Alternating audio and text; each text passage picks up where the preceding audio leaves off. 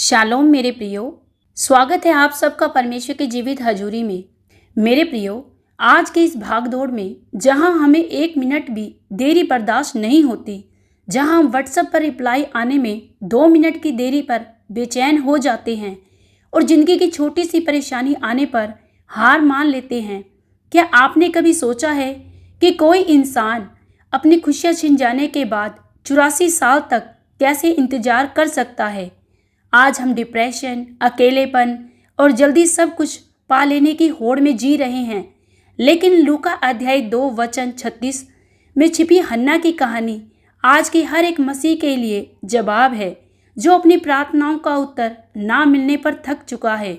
आखिर हन्ना ने उस अकेलेपन को अपनी ताकत कैसे बनाया, कैसे उसका वो लंबा इंतजार दुनिया के सबसे बड़े चमत्कार यीशु से मिलने का जरिया बन गया।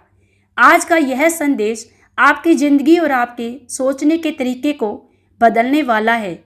मेरे प्रियो, आज हम बाइबल के एक ऐसे पन्ने को खोलेंगे जो हर उस शख्स के लिए उम्मीद की किरण है, जो आज खुद को अकेला या हारा हुआ महसूस कर रहा है।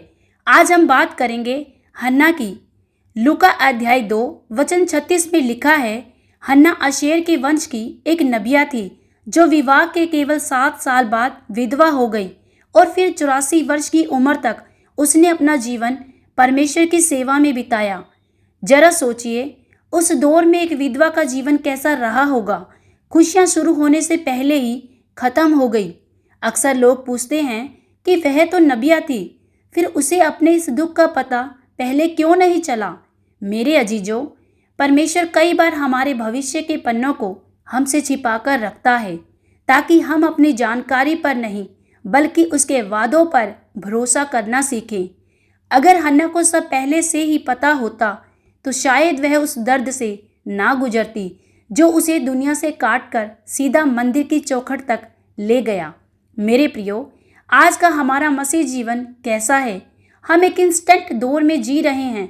हमें तुरंत चंगाई चाहिए, तुरंत कामयाबी चाहिए, लेकिन हन्ना का जीवन हमें सिखाता है कि परमेश्वर की सबसे बड़ी आशीषें अक्सर इंतजार के कमरे मतलब वेटिंग रूम में मिलती है।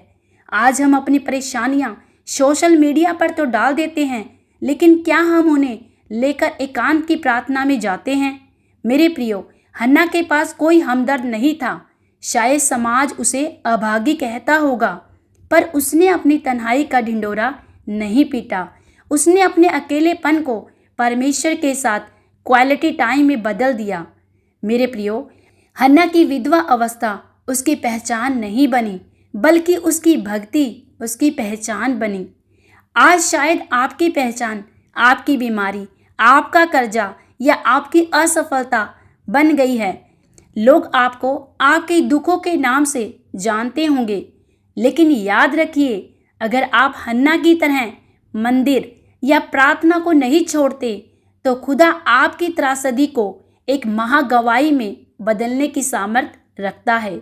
मेरे प्रियो, हन्ना बूढ़ी हो रही थी, शरीर कमजोर हो रहा था, लेकिन उसका विश्वास हर दिन जवान हो रहा था।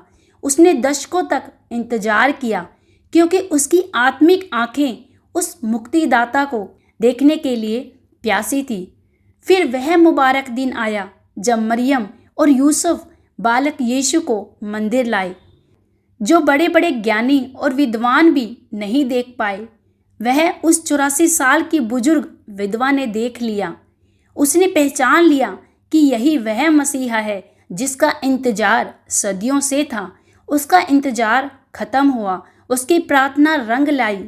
मेरे प्यारे भाई बहनों, यदि हन्ना परमेश्वर के सम्मुख ना जाती, यदि परमेश्वर को वह अपना सहारा ना बनाती, तो शायद वह महान नबिया प्रभु यीशु मसीह को उस छोटे बालक के रूप अवतार में न देख पाती। मेरे प्रियो, यहाँ हन्ना ही वह पहली महिला है जो एक सुसमाचारक का काम करती है।